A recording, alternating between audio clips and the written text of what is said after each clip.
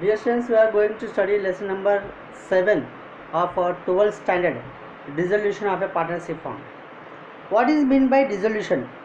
Dissolution means, dissolution का मतलब क्या होता है? Dissolution का मतलब ये होता है कि बिजनेस को पूरी तरह से बंद करके दो पार्टनर जो भी रहेगा वो अपना अपना अलग अलग तरह का बिजनेस कैरी आउट करते हैं. कोई भी बिजनेस, कोई भी पार्टनर ये बिजनेस को नहीं करेंगे. उस तरह की सिचुएशन को हम डिसोल्यूशन ऑफ पार्टनरशिप बोलते हैं, फॉर्म बोलते हैं. वैसे डिसोल्यूशन जो है, इधर दो तरह का डिसोल्यूशन है. एक है डिसोल्यूशन ऑफ ए फॉर्म और एक है dissolution of a partnership deed या अग्रीमेंट भी हम लोग ले सकते हैं. डिसोल्यूशन ऑफ ए फॉर्म क्या होता है? डिसोल्यूशन ऑफ ए फॉर्म अभी हमने बात किया, by agreement of all partners, it may be any other reason, the entire business will be close down, the shutter of the business will be close down.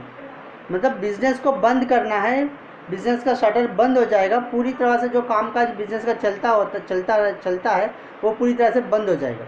वो business फिर आगे कोई भी partner मिलकर नहीं करेंगे, वो हम होगा डिसोल्यूशन ऑफ ए फॉर्म.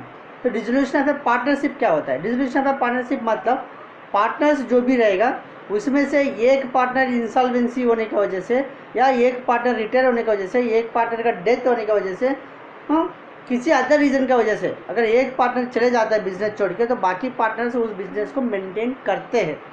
मतलब उधर उनका अग्रीमेंट ओनली कैंसिल हो जाती है. उसको हम partnership, dissolution of partnership by partnership deed बोलते हैं हम लोग. तो मेरा से ये पार्टनरशिप जब भी डिसोल्यूशन होता है तो उसका कुछ एस्पेक्ट्स है जो हम लोग को बात करना चाहिए. वो कौन से चीज़ें हैं, किन किन चीज़ों के ऊपर हम लोग इधर बात करते हैं. तो उसमें से पहला है मेथड ऑफ डिसोल्यूशन है, जो हमने बात करेंगे किस तरह का मेथड्स है. दूसरा है legal and other provisions of A dissolution of A accounting, dissolution and accounting settlement. और तीसरा है प्रोविजन ऑफ डिसोल्यूशन, किस तरह का प्रोविजंस हम लोग यूज़ करते हैं उसके अंदर, वो इसके बारे में बात करेंगे. मेथड ऑफ डिसोल्यूशन अगर हम बात करते हैं तो मेथड ऑफ डिसोल्यूशन में दो तरह का डिसोल्यूशन है. एक पार्टनर्स अग्रीमेंट बेस में एक डिसोल्यूशन होता है और दूसरा जो है by interference of a court.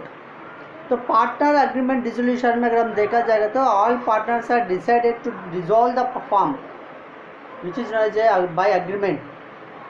सब पार्टनर्स अगर मान लेते हैं हाँ हमको बिजनेस नहीं करना है आज से और हम बिजनेस छोड़ के हम बिजनेस बंद कर देंगे, सब पार्टनर्स अगर मान लेते हैं या सहमति होता है तो उसको हम partnership by dissolution of partnership by agreement बोलते हैं. और दूसरा जो है डिसोल्यूशन एज पर एक्ट हम लोग बोल सकते हैं. मतलब कानूनी तरीके से या कानून के जो रूल्स एंड रेगुलेशंस है उसके अंदर, जो कानूनी दायरे के अंदर जो चीज़ें आता है उसके हिसाब से भी पार्टनरशिप अग्रीमेंट जो है या पार्टनरशिप जो है डिसॉल्व हो सकती है. फॉर एग्जांपल कोई एक पार्टनर इंसॉल्वेंस हो गया या एक छोड़ के बाकी सब पार्टनर इंसॉल्वेंसी हो गया, तो उस समय पे भी अपन को dissolution of a partnership form हो सकती है. और दूसरा है by dissolution carry out by an agreement. ये भी हो सकता है कि अगर वो अग्रीमेंट में वो लोग लिखा हुआ है भाई हम लोग 10 ईयर्स 15 ईयर्स 20 ईयर्स हम लोग मिलके काम करेंगे, उसके बाद हम लोग ये बिज़नेस छोड़ देंगे. मतलब बाय अग्रीमेंट, रिटर्न अग्रीमेंट अगर होगा, रिटर्न कॉन्ट्रैक्ट अगर होगा उनके पास, तो आफ्टर 10 या 15 ईयर्स जो भी पीरियड उनको दिया हुआ है वो पीरियड के बाद ऑटोमेटिकली वो बिज़नेस बंद हो जाएगा, रद्द हो जाएगा. और दूसरा है डिसोल्यूशन बाय नोटिस हम लोग बोल सकते हैं. डिसोल्यूशन ऑफ बाय नोटिस मतलब क्या होता है? It is also voluntarily. Sub partner जो भी पार्टनर्स है उसमें से कोई एक पार्टनर ऐसा है जिसको बिजनेस नहीं करना है, लेकिन वो पार्टनर दूसरा पार्टनर्स को मिल नहीं सकता है, कहीं दूर पे है या कहीं दूसरा रीजन्स की वजह से दूसरा पार्टनर को नहीं मिल सकता है, तब वो पार्टनर जो है वॉलंटरी एक नोटिस लिख के बाकी पार्टनर्स को वो बाय पोस्ट या बाय ईमेल के द्वारा वो सेंड कर सकता है. जिस दिन वो ईमेल या पोस्ट जो है उन पार्टनर तक पहुंच जाती है तब ऑटोमेटिकली ये पार्टनरशिप फॉर्म डिसॉल्व हो जाएगा. और दूसरा ऐसा चीज़ें है जहाँ कुछ कॉन्टिजेंसी सिचुएशंस है. चौथी की अगर हम बात करते हैं तो कुछ कॉन्टिजेंसी सिचुएशंस है जहाँ पे पार्टनरशिप फॉर्म डिसॉल्व हो सकती है. फॉर एग्जांपल ये फिक्स टर्म है, जैसा हमने पहले भी बात किया था अकॉर्डिंग टू कॉन्ट्रैक्ट, वैसे इधर भी ऐसा कुछ है जो एक प्रोजेक्ट वर्क ने लिया, कुछ 4-5 लोग मिलके एक बिजनेस मेंटेन किया, एक प्रोजेक्ट और कंस्ट्रक्शन वर्क लिया, सपोज हम लोग ऐसा लेंगे. एक कॉन्ट्रैक्ट प्रोजेक्ट वर्क लेने के बाद वो प्रोजेक्ट 10 ईयर्स या 12 ईयर्स में ख़त्म होता है, तो they will be carry out as a partnership firm up to 10 या 12 ईयर्स। तो आफ्टर 10 या 12 ईयर्स स्पेसिफिक फिक्स पीरियड वो पार्टनरशिप फॉर्म बंद हो सकती है। दूसरा ये है, एक स्पेसिफिक टास्क लिया हुआ है, एक स्पेसिफिक एम लिया हुआ है, वो कुछ स्पेसिफिक वर्क के लिए अगर हम देखा जाते हैं तो वो स्पेसिफिक वर्क कंप्लीट होने के बाद या स्पेसिफिक टास्क कंप्लीट होने के बाद ऑटोमेटिकली वो बिजनेस बंद हो जाएगा। ये है कुछ जनरल डिसोल्यूशन बाय या जनरल कैटेगरी के अंदर बाय पार्टनरशिप के द्वारा हो सकता है। नॉर्मल डिसोल्यूशन हम इसको बोलते हैं। या डिसोल्यूशन बाय कोर्ट, अभी कुछ ऐसा डिसोल्यूशंस होगा जहाँ पे कोर्ट का इन्वॉल्वमेंट हो सकती है। ये जरूरी नहीं है, लेकिन कोर्ट इन्वॉल्वमेंट भी हो सकता है, बाय कोर्ट के द्वारा भी डिसोल्यूशन हो सकती है। तो कब हो सकता है? When all partners become in unsound. कोई एक पार्टनर है या कुछ 4-5 पार्टनर्स है वो बिजनेस जो मेंटेन करते हैं, उसमें से कोई एक ऐसा है जो पागल हो गया या लुनेटिक हो गया या उसका अनसाउंड है या सही से बिजनेस को मेंटेन नहीं कर पा रहा है, इस तरह की सिचुएशन में वो बिजनेस को बाय कोर्ट के द्वारा रद्द कर सकते हैं। और दूसरी चीज़ ये हो सकता है permanently incapability of performing his duties. कोई एक पार्टनर ऐसा है जो अपना कामकाज को वो सही से संभाल नहीं पा रहा है, सही से काम नहीं कर रहा है, इनकैपेबल है, मतलब असमर्थ है वो बिजनेस को मेंटेन करने में। उस समय पे भी बिजनेस को बाय कोर्ट के द्वारा बाकी पार्टनर्स कोर्ट में जाके उसको रद्द करवा सकते हैं।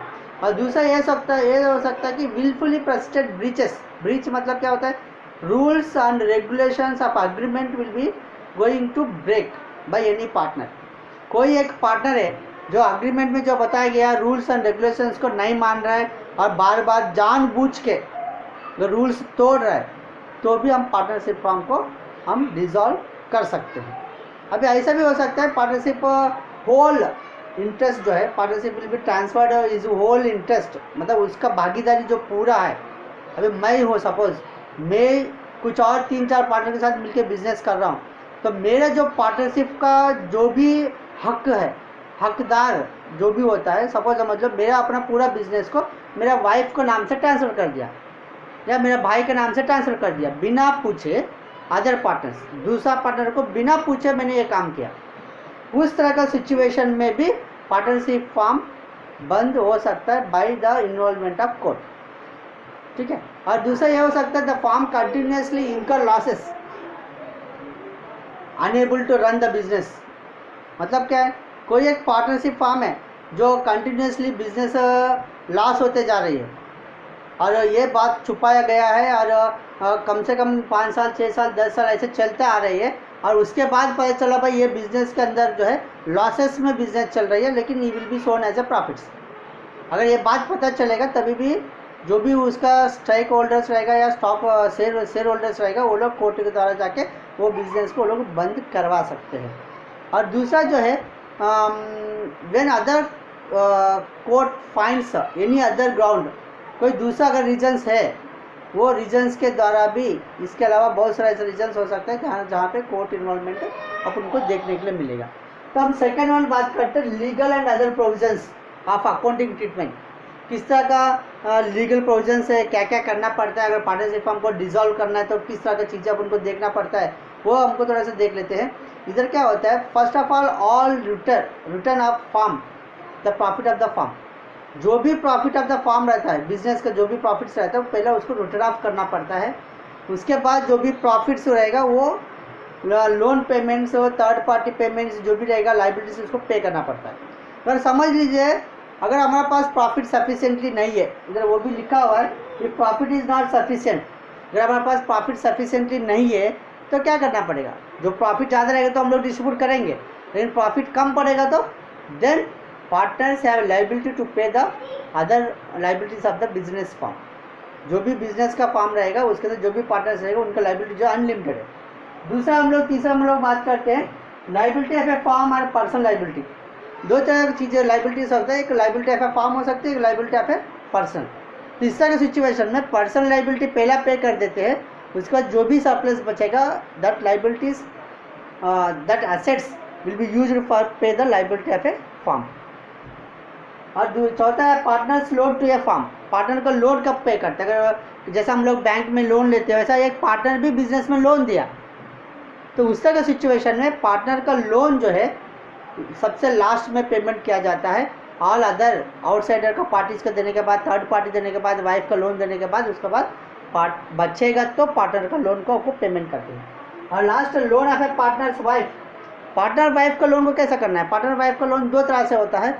एक वो होता है जो पार्टनर अपना खुद की मतलब पर्सनल एसेट्स से दिया, हस्बैंड का पैसे से कुछ भी लेना देना नहीं है, सिर्फ अपना पर्सनल पोजीशन बोलते हैं। जो वाइफ अपना माता पिता के घर के द्वारा अगर कुछ लेके आया होगा, उधर उसमें से अगर कुछ अमाउंट पार्टनर लोन दिया होगा, तो वो अपन थर्ड पार्टी की जैसा ट्रीट करते हैं और उसको थर्ड पार्टी की जैसा पहला पेमेंट कर देते हैं। वो एक सिचुएशन है।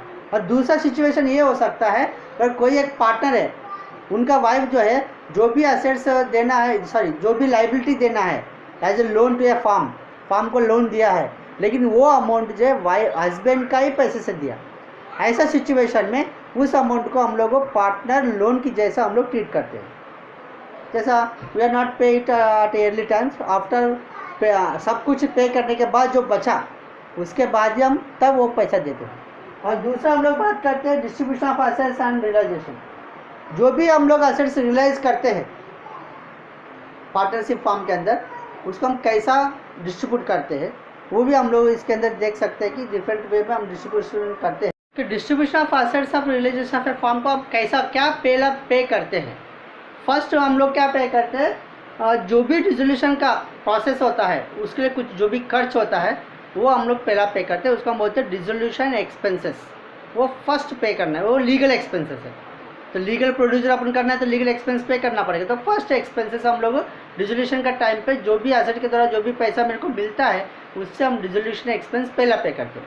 उसके बाद हम लोग liabilities of the third party, जैसा बैंक हो गया, फाइनेंशियल इंस्टीट्यूशंस हो गया, या फ्रेंड्स के द्वारा लोन लिया होगा वो हो गया, या वाइफ का पर्सनल पोजीशन के द्वारा लोन अगर मेरे को मिला होगा, वो चीज़ों को हम लोग सेकेंड में पे करते हैं।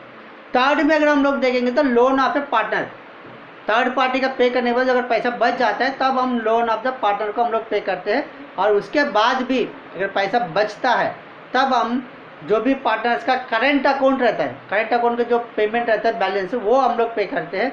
उसके बाद भी अगर पैसा बचता है तब लास्ट में जो भी बचा हुआ पैसा पार्टनर्स को उनका रेशियो में, वोल्ड रेशियो में हम लोग डिस्ट्रीब्यूट करते हैं।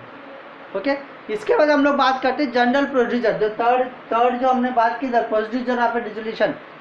प्रोड्यूसर ऑफ डिसोल्यूशन क्या जनरली होता है, जनरली प्रोड्यूसर है जो फॉर्मेट हमने ऊपर बात किया अभी, ये ऑल डिसोल्यूशन एक्सपेंसेस पे करते, थर्ड पार्टी पेमेंट पे करते, और बाद में पार्टनर का लोन पे करते, बाद में करेंट अकाउंट के हिसाब से जो भी क्रेडिट बैलेंस आएगा उसको पे करते, उसके बाद बचेगा तो पार्टनर्स को उनका वोल्ड रेशियो में डिस्ट्रीब्यूट करते। ये अपन को जनरल प्रोसेस है। तो नेक्स्ट हम लोग बात करते हैं accounting treatment of dissolution. Accounting treatment of dissolution में अपन को realisation account, partner loan account, partner capital और करेंट अकाउंट आएगा, और कैश एंड बैंक बैलेंस है। ये चार अकाउंट्स अपन को प्रिपेयर करना है इधर।